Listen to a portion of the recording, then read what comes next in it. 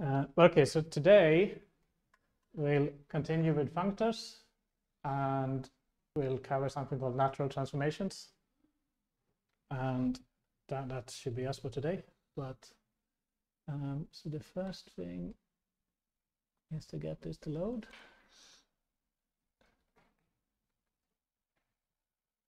Good. But yes, okay, we've got. Okay, so we left off at this point. So we'd seen some examples of functors. Remember that a functor was the way you map between categories, right? And a category was objects and morphisms. So a functor maps objects to objects and morphisms to morphisms. And we saw some examples.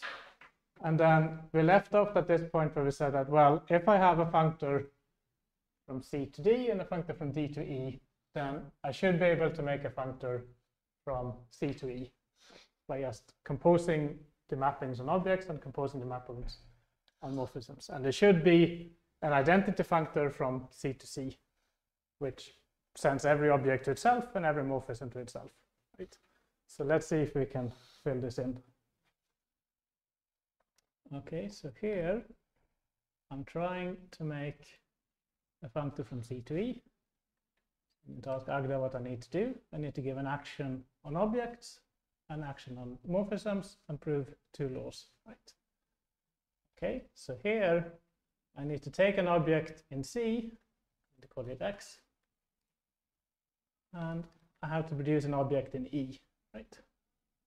But I have a functor from D to E. So if I look at its action on objects, it will give me an object in E if I give it an object in D. And I have a function from C to D. So if I give it an object in C, it will give me an object in D, and I have an object in C. This is what we Yes. Yeah. So it's possibly even expressible that way. That's to say, the action of the composition is the composition of the actions. Right. So this is function composition, right? Because this is a function from objects of C to objects of D, etc.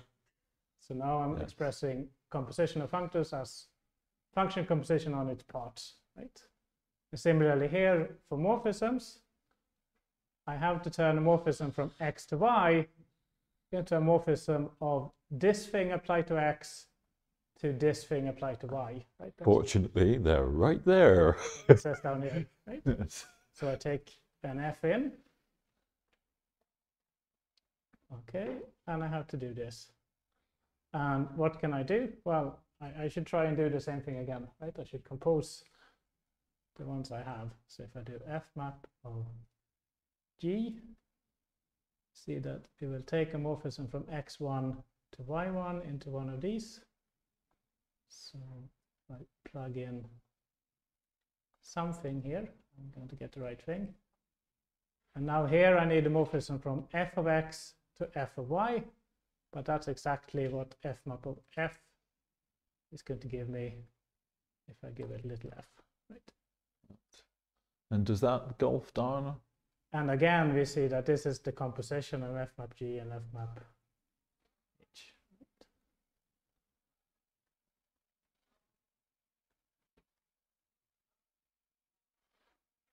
So map for the composition is the composition of the maps. Okay, and then this is where it's really helpful to do this in Agda, right? Because now we can just ask Agda what is the goal.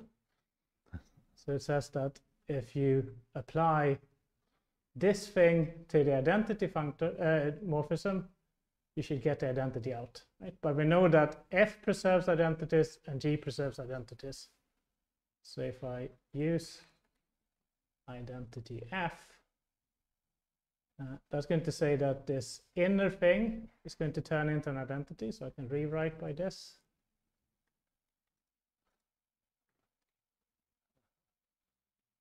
Right. But then I have to figure, so this had an implicit argument, and Agda is not happy unless I specify this explicitly. So this was the identity at X, right? Yeah, why not show, is that, just check that's the X you want.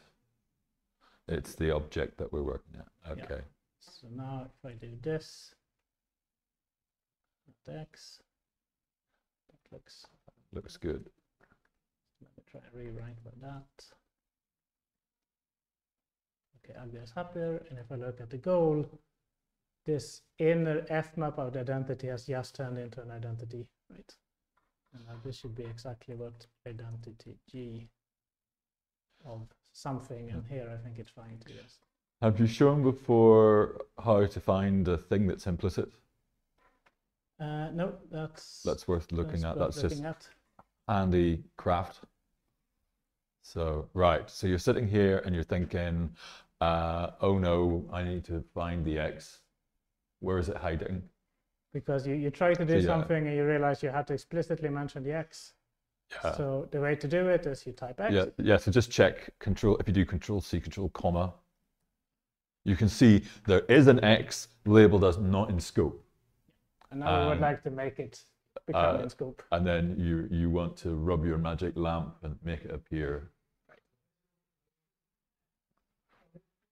Yeah. It's coming from the type of identity. Yes. Right. So it is the object at which the identity is acting. So this one has an it's been- implicit X here. So Yeah. So it's that thing. And and we need our hands on it in order to feed it into rewrite. So the way I do it is you k-split on it. So type X, and then I do Control C, Control C. And it goes. It doesn't case split on it, but it does at least make it appear explicitly. So it's the same key binding, right? Yes. So if it was an implicit argument in a data type, you would need to hit it once to make it appear and again to split it. So here, this is only because we're in a hurry and using rewrite. If we were using the kind of more equational proof style, we'd actually get away with not making this X explicit. Because here on the right, you can use the overall type that you need in order to see what X must be. Right? Yes. Here on the left, I'm just saying rewrite by this magic thing. Might be completely unrelated to the goal you have. Yes. When you give a term here, the type checker doesn't know what you're trying to achieve, so it sometimes needs more help. Right. And this is going to be very similar, right? So we need to show that the composite of things here actually preserves composition. Yeah. So that's what it says down here. We have a composition, and then if we fmap this composite thing, that should turn into a composition. But again, we know that the inner F here is going to preserve this composition, and then the outer G is going to preserve the composition that produces. Yes. So we know we can bubble composition through fmap in easy stages. It's going to be the same thing again, right? Where I would like to be lazy and rewrite by it, but in order to do that, I need to give the F and the G, these two things explicitly. So I'm going to start by bringing them into scope. Okay, and notice that it was clever enough. So the implicit arguments were some domain of F and codomain of F first here. So this notation says, okay, skip past all these other implicit arguments and just give me the F, right? And then the next one is G, so it doesn't have to say G equals G. Okay, so now I should be able to do the same thing. Rewrite by homomorphism G, F equals F, G, and by G I mean F. Yeah. When I look at the goal, you see that that inner F map of a composition has turned into a composition of F maps. So now I should be good again by just hitting it with the same property of G.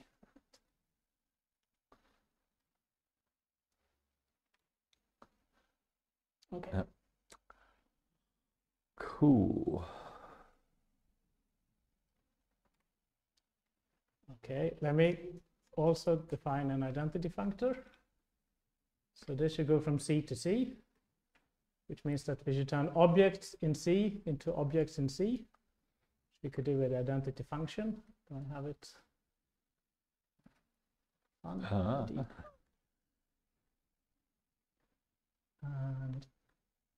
now here I should turn morphisms from X to Y into morphisms from ID X to ID Y.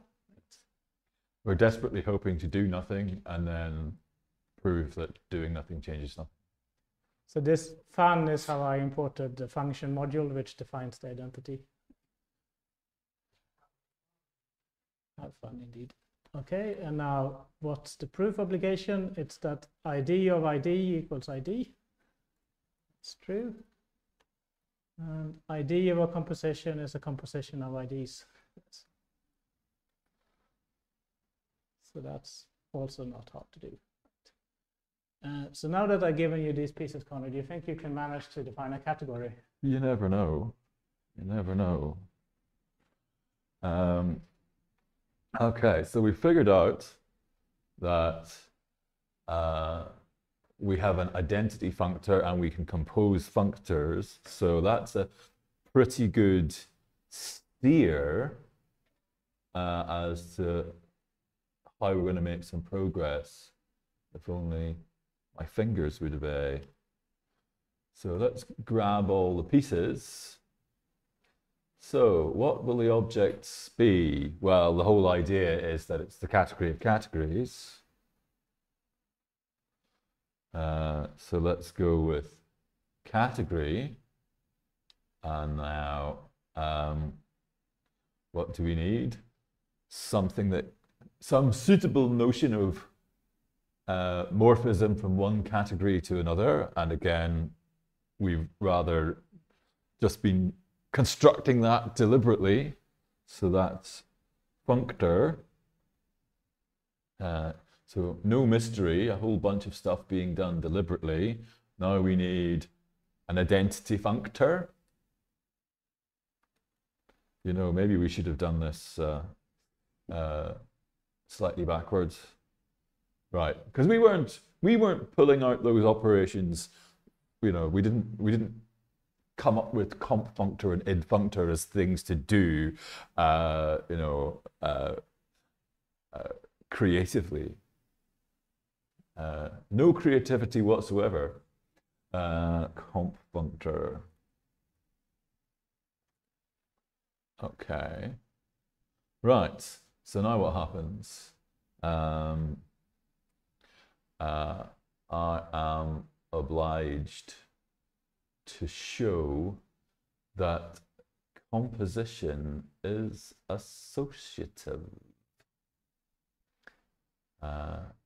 Now, this is going to be entertaining because I need to know when functors are equal. We got some. I've given you a thing called EQ functor. Where was it hiding? I think it's hiding in the common.category file, which is also accessible from the course work files. Let's see.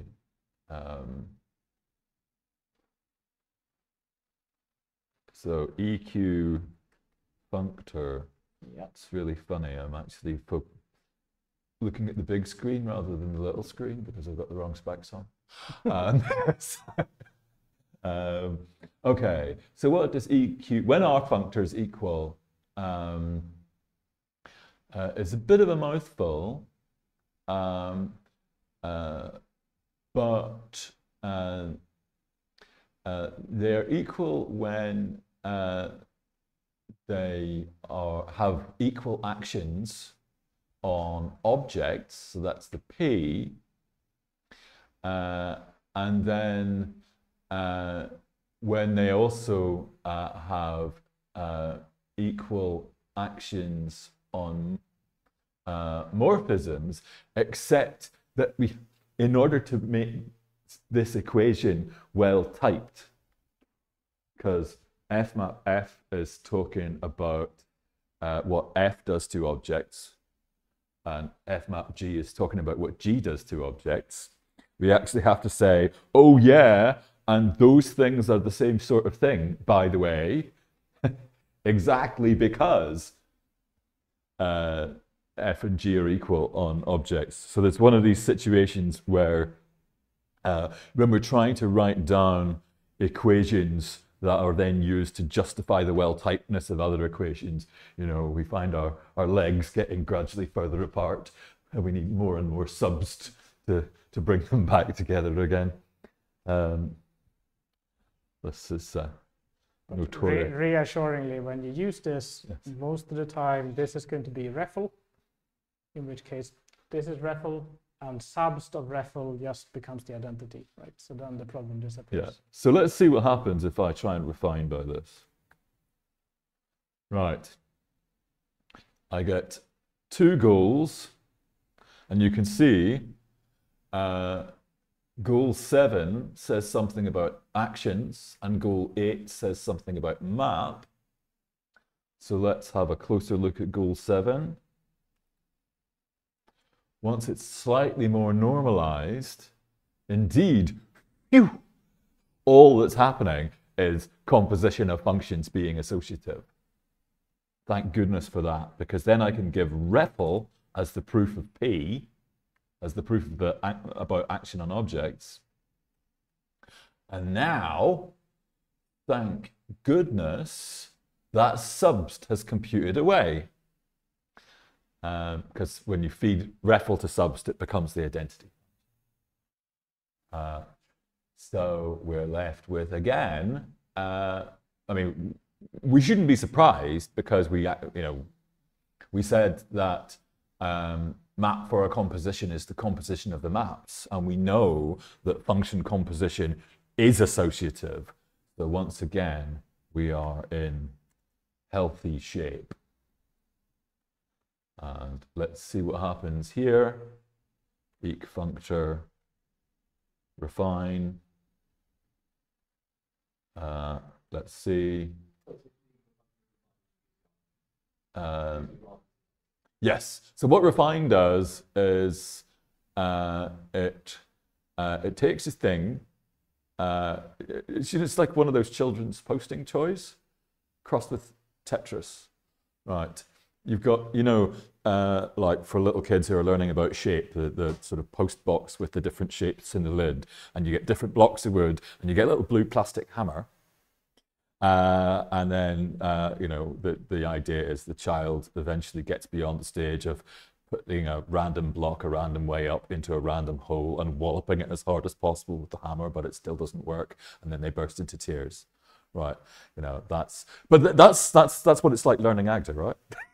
So, you know, and eventually you figure out how to figure out which hole it's going to go into and which way up it should be before you hit it with the hammer. But refine is the hammer, and which way up it should be is how many arguments you need to apply it to. What refine will do is it will say, will it go into the hole already? If not, try giving it one unknown argument. Does that go in the hole? If not, try giving it 2 unknown arguments, and so on until it runs out of arguments. So it figures out here, yes, it will go in the hole, provided we can figure out these 2 things. All right, so... And also, if you actually look at the source code of refine, you'll find that it only tries up until 20 arguments or something like this. Yes. Then it says, okay, if you have more than 20 arguments, you have bigger problems. Yes. Yeah. So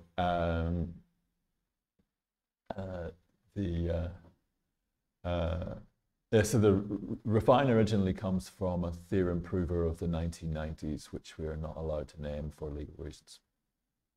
Right. Yeah. So here we've just got that lambda x act fx needs to be equal to act f, and we know that Agda will say yes to that, because the way it compares functions is to invent a fresh variable that stands for an input and apply both functions to that input. So that's good. And then what happens here? Again, it's the same thing. Actually, let's normalize it. Yep, you can see all that's happening is modulo an extra layer of lambda plumbing, it's the same thing. So once again, REFL will be good for it.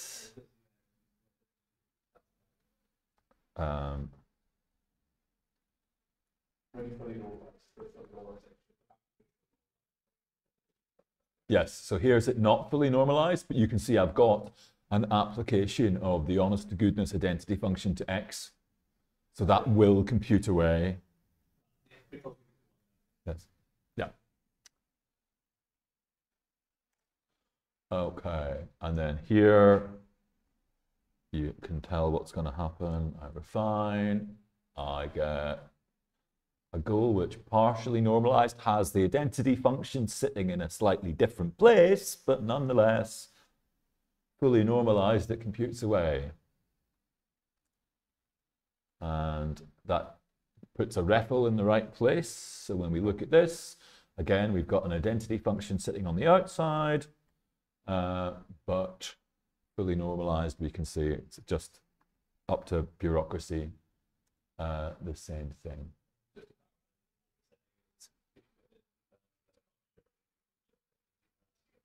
Yes. That's yes, so that's the kind of bureaucracy of function comparison that Agda is willing to do for itself. So in particular, Agda will not try, like if you've got a function from the Booleans to some other type, Agda will not say these two functions are equal if they agree at false and they agree at true. It won't work that hard, and actually it's dangerous to work that hard. So it's willing to do one experiment for functions, namely to feed in a fresh unknown variable and see whether the same thing happens. Sorry? Well, if they agree, so if they agree on the abstract version with the variable, then they'll agree on everything that could be substituted for that variable. So they'll agree on all concrete inputs. But it might be the case that they agree on all concrete inputs, but don't agree on one kind of cardboard input. So I think of these sort of speculated fresh variables as being like cardboard values, because they don't have the property that when you pattern match on them, they break into pieces. It's when you pattern match on them. Well, so think about the Boolean not function. So it pattern matches on the Boolean to see whether, because if you give in false, then you expect back comes true. So it has to inspect its input. Okay, so you can manufacture a function which is just not composed with not. So double negation. That's still gonna pattern match on its input to do the inner not. So if you feed not false, you'll get false. And if you feed not true, you'll get true. But if you feed not a variable, x, then the pattern matching will get stuck and it won't compute any further than not x. Whereas if you feed the identity function to x, because the identity function isn't doing a pattern match on its argument, then the x will just go straight through.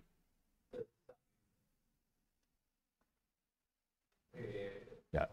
So, and in general, it's too much to expect a computer to figure out a complicated explanation of why two functions are equal, because they could potentially have infinitely many possible inputs to test.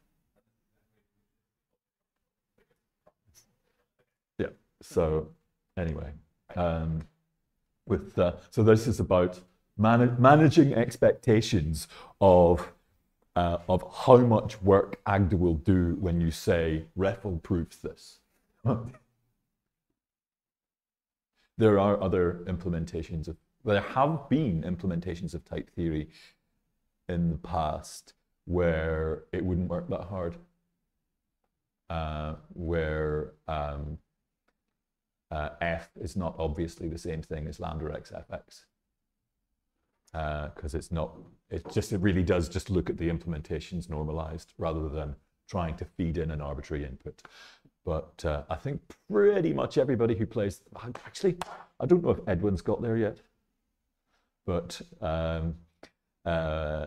I know that the Swedes have been doing ETA for a long time, and the French have started doing ETA. It's just the Scots who haven't caught up yet. Okay, let's see if we can get to the end of today. Yeah. So we looked at functors as ways to go between categories, right? And the usual thing we do is we always look one level higher. So now we can say, what's the appropriate thing to go between functors? And the answer is something called a natural transformation. So let's see if we can figure out what this should be and what it is. So if I have two functors, f and g, from categories C to D, then what would it make sense to say that I have some way of going between these? Well, these are in some sense functiony things, right? They map objects to objects, morphisms to morphisms. So it would make sense to say that, well, I have a map from f applied to something to g applied to something for every something.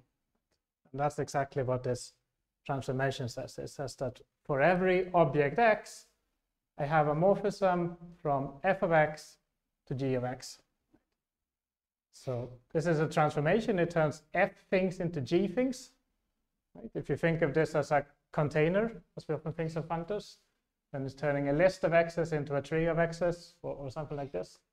So it's transforming lists into trees, or whatever you have. Right, yeah, so amusingly, kind of unlike, so we're still kind of working on this idea that, that a functor applied, acting on an object is sort of, the functor is sort of encasing in some respects the object. And so there's sort of substructure, superstructure relationship. And what the map operator for a functor does is it acts on the substructures, keeping the superstructures the same. What's going on here is exactly the other way around.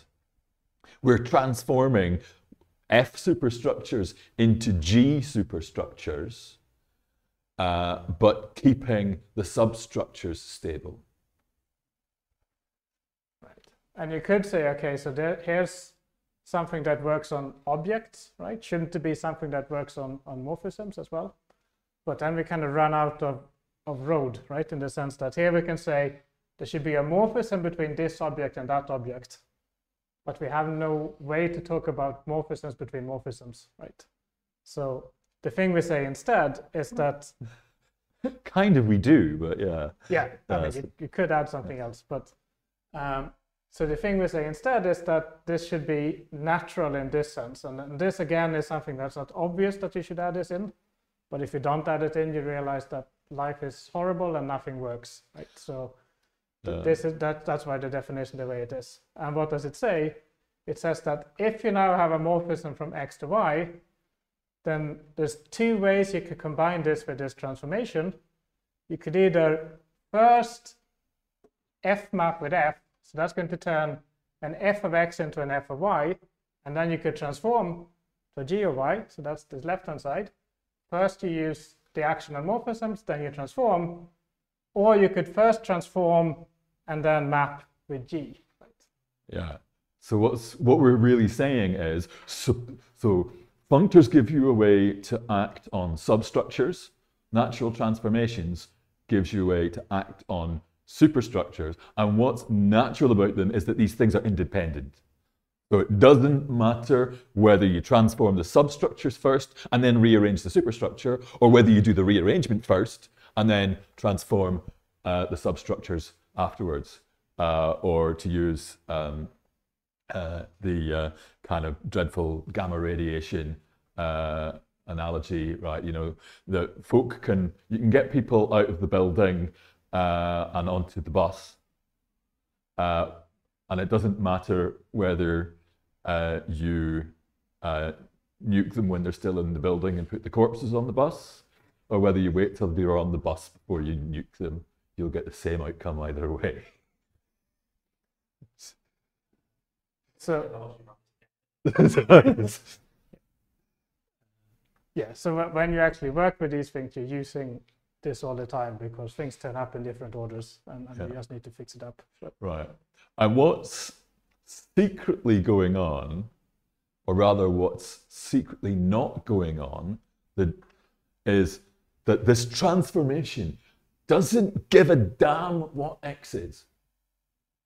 It can't give a damn what X is, because naturality says you can turn X into whatever you like and it's still got to do the same thing.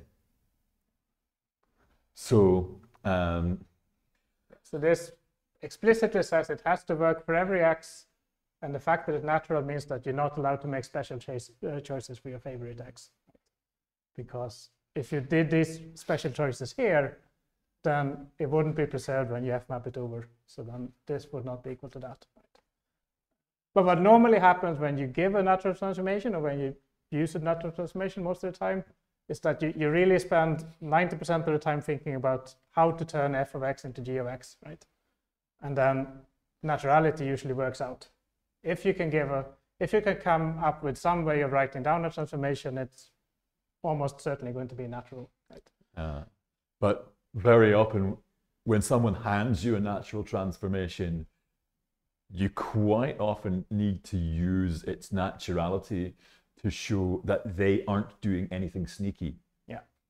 I don't know if you're familiar with Hitchhiker's Guide to the Galaxy, but this is corresponding to the philosophers demanding rigidly defined areas of doubt and uncertainty.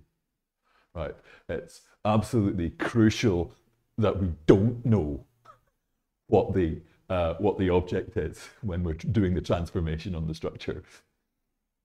Right. So let's look at an example. So you can also think of your own examples. So basically, if you plug in any kind of containery thing, this is going to be natural. So if you try to turn lists into trees, or trees into lists, or things like this. So I thought I'd try to think of a different example. Okay. Which is, if you have a tree, then you can maybe extract the root of the tree. Right? So it's not always the case that that is going to be a root if you just have a leaf, but maybe you can get one. So if we can turn maybe into a functor, then we can hope to get a natural transformation from trees into maybe, right? So let's first make maybe into a functor. It was just a leaf. What we mean is an element stored at the root. Okay, so maybe should be a functor. I would have said that the action on objects should be the maybe constructor.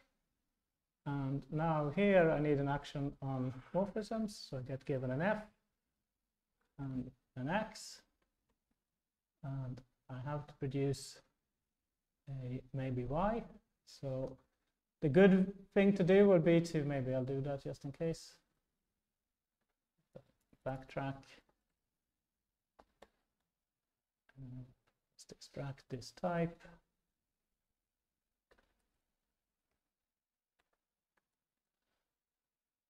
This already be in the back of that line. You'd expect so. Yes.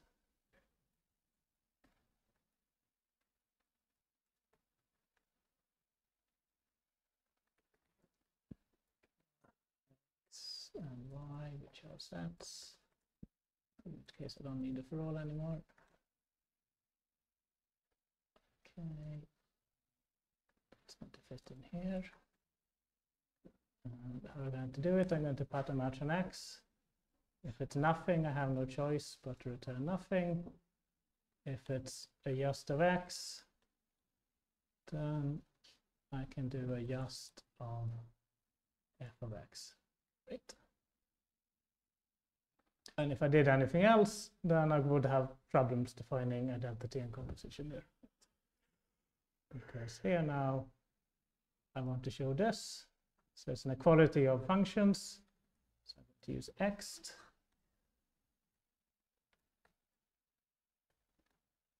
Okay, and now this left-hand side here is stuck because map maybe is pattern matching. So I'm going to pattern match the x.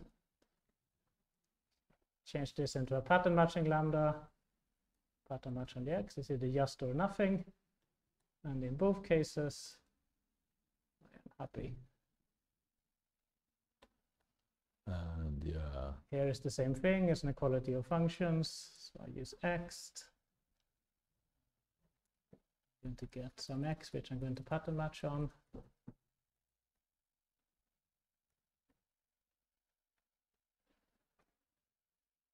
And in both cases, I'll see that everything is working out. Okay, so maybe it's a functor. So it makes sense to ask for a natural transformation from trees to maybe. So let's see what we need to do. Well, we need to give the transformation and we need to prove that it's natural. Right. So how does the transformation work? It says that for every x, you have to take a tree of x's and turn it into maybe an x. So I get an x, I get the tree. Okay, and I have to make it maybe an x. Yeah, and it's just as well we really don't know what x is. Okay, so I pattern match on the tree is either a leaf or a branch. The left subtree, the right subtree. Okay, if it's a leaf, then I now have to decide if I want just something or nothing, right? But if I say just, then I have to produce an x and I don't have an x. So in this case, I have to give up and say, well, I'm not going to get something here. Whereas here, I really do have an x, so I can extract the root of the tree and say this is just of x. Right. So this works for every x, right? And like Connor said, we didn't care exactly what kind of x this was. We just returned it without looking at it. Yes. Frustratingly, not only did we not, there's no way we could have. Right. So we're going to be able to prove naturality, and it's kind of slightly a pity that we don't get it for nothing. But that's only just because we're talking about sets here. I'm exploiting the fact that the objects that we're working with objects in the category of set, where we are powerless to inspect them. Right. We can't pattern match on this x. But if this was really, the little category where you draw 3 dots, yes, then we could really make a difference. Is it this dot or that dot or that dot? Yeah. So. Okay, so what does it mean to prove that this is natural? Well, it says that for any function from x to y, it doesn't matter if you first map and then transform, or if you first transform and then map, right? So you see that this is the map of trees, this is the map of maybes, because you started with a tree and you ended up with a maybe. So you do different maps on both sides, right? Okay, so how do we prove it? Well, again, we don't think too much so far. We just see that, well, we have to prove this equality of functions. It's not obviously the same thing, so we can't just say REFL. So we're going to use ext to see if we can show that they are pointwise equal. Okay, so then now we have to say for every tree, the left-hand side applied to that tree is equal to the right-hand side applied to that tree. Right. So again, I'm going to do a pattern matching lambda so that I can pattern match on the x. If it's a leaf, the map of nothing is nothing, and this transform of leaf is nothing. So that's the same. And if it's not a leaf, then transform is going to pick out this x, and then the map of a just x is just of f of x, right? Whereas the tree map of this is going to apply f to this, and then we're going to pick up just of f of x. So that should be the same thing again. That one here. Okay. So you see that the verification that it was natural was more or less routine, right? All creativity went into actually defining this function. Yeah. which again wasn't that hard once we decided what we wanted. But Right. And the point is that naturality amounts to the observation that all of the substructures in the output are lifted from somewhere in the input, intact. So correspondingly, it really doesn't matter whether you map them before, because map is always going to hit all the substructures. So if they're a substructure in the input, they're going to get hit. And if they're lifted from a substructure in the input to a substructure in the output and you map afterwards, they'll still get hit. I think the important thing to remember about natural transformations is exactly that they uniformly turn, in this case, 3 of x into maybe x, right, for every x. And then uniformly is exactly this naturality.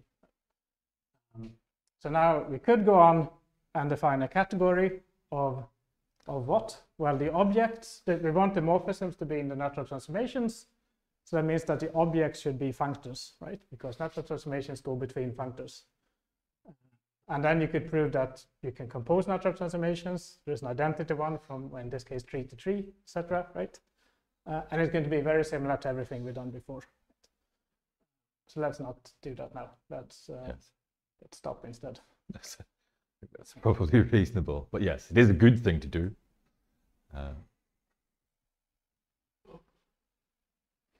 What's in the